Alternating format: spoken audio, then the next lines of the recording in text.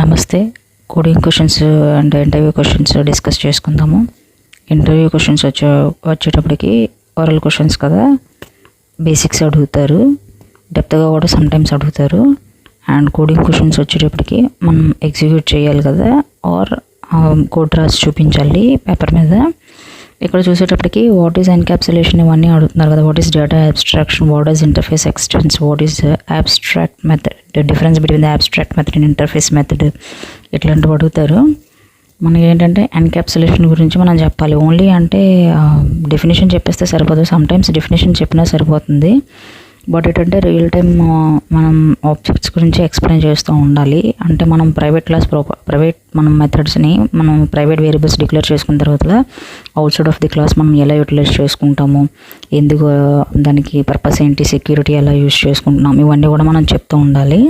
అప్పుడే కదా మనకి సబ్జెక్ట్ వచ్చినట్టు. ఆ తర్వాత abstraction, interface. Abstract class both interface and abstract class మెథడ్స్ని డిఫైన్ చేస్తుంది. ఇంటర్ఫేస్ మాత్రం ఒకటే ఎందుకు డిఫైన్ చేస్తుంది అని అడుగుతారు. ఒక కంపెనీ తీసుకుంటే CEO, మేనేజర్, ఎంప్లాయీ ఉంటారు. But employee can not access all the things in the company. Manager కొన్ని ప్రివిలేజెస్ ఉంటాయి, అవి మాత్రమే యాక్సెస్ చేసుకోగలుగుతారు. బట్ ఎంప్లాయీ ఎలా యాక్సెస్ చేసుకోలేరు అన్నమాట. వై ఆ ఇంటర్ఫేస్ అనే కాన్సెప్ట్ మనం దానికే యూటిలైజ్ చేస్తాము.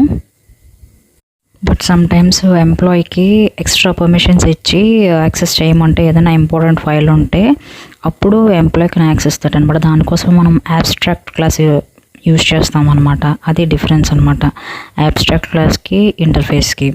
నెక్స్ట్ వచ్చేసి కోడింగ్కి అయితే ఇక్కడ ఒక బేసిక్ ఎగ్జాంపుల్ ఇచ్చాను. అది చాలా ఇంపార్టెంట్ ఎగ్జాంపుల్. అంటే మనం లూప్స్ యూజ్ చేసి మనం అరేస్, స్ట్రింగ్స్ ఇంపార్టెంట్ అని చెప్పాను కదా. అందులోని ఇప్పుడు అరేస్ మనం తీసుకుంటే కనుక ఎలా మనం అరేలోకి ఎలిమెంట్స్ని ఎంటర్ చేస్తున్నాము అంటే యూజర్ ఇన్పుట్ ద్వారా ఎలిమెంట్ ఇవ్వాలి.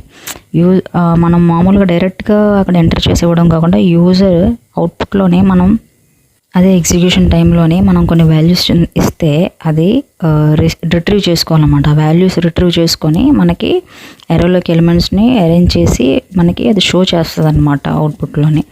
అలా అది అంటే సింపుల్ ప్రోగ్రామ్ అని అనిపిస్తుంది. సమ్టైమ్స్ ఎలా వాల్యూస్ని తీసుకొని ఒక పెద్ద ప్రోగ్రామ్ మనం ఎలా చేయగలుగుతాము అని ఇది బేసిక్ ఎగ్జాంపుల్ అనమాట. అలాగే రియల్ టైమ్ ఎగ్జాంపుల్ మనం తీసుకుంటే కనుక నెంబర్ ఆఫ్ కార్స్ ఉన్నాయి, నెంబర్ ఆఫ్ డ్రైవర్స్ ఉన్నాయి అనుకోండి. నెంబర్ ఆఫ్ డ్రైవర్స్లోని ఒక్కో డ్రైవరు ఒక్కో కార్కి పలానా కార్ మాత్రమే అవైలబుల్గా ఉందని చెక్ చేసుకొని దాన్ని ఎలా అసైన్ చేస్తామో కూడా తెలుసుకోవాలి కదా. అది ఒక పెద్ద ప్రోగ్రామ్ అనమాట. సపోజ్ ఒక డ్రైవర్ ఒక దానికి అసైన్ అయ్యారు అనుకోండి. ఆ డ్రైవరు అంటే కొంతమంది పర్మనెంట్ డ్రైవర్స్ ఉంటారు, కొంతమంది టెంపరీ డ్రైవర్స్ ఉంటారు కదా. పర్మనెంట్ డ్రైవర్స్ ఏంటంటే ప్రైవేట్ మోడ్లో పెట్టుకుంటారు అనమాట. అట్లాగనమాట. ఇప్పుడు ఒక 001 ఐడి ఉన్న ఒక కార్ని ఒక డ్రైవర్ తీసుకెళ్తే మళ్ళీ అదే 001 ఉన్న కార్ని ఇంకొకరు తీసుకెళ్ళకూడదని కాదు, తీసుకెళ్ళాలి. ఇప్పుడు ఇతని తనకి డ్యూటీ అయిపోయిన తర్వాత అంటే కంప్లీట్ అయిపోయిన తర్వాత ఒక A shift or B shift complete అయిన తర్వాత అలాగా ఉంటాయన్నమాట. దీనికి ఏంటంటే బేసిక్ స్ట్రక్చర్ ఏంటి, దీనికి ఏంటంటే టూల్స్ కావాలో మనం అండర్స్టాండ్ చేసుకోవాలన్నమాట. అందుకనే మనం ఇక్కడ అబ్స్ట్రాక్ట్ క్లాస్, పాలిమార్ఫిజం ఇవన్నీ చెప్తారంటే బేసిక్ డెఫినేషన్స్లోని అవి మామూలుగా చెప్పడం కాదు. దానికి అవి ఎక్కడెక్కడ యూటిలైజ్ అవుతాయి, మెయిన్ దాని పర్పస్ తెలుసుకుంటే మనం ఎలాంటి ప్రోగ్రామ్ ఇచ్చినా చేయగలుగుతాం.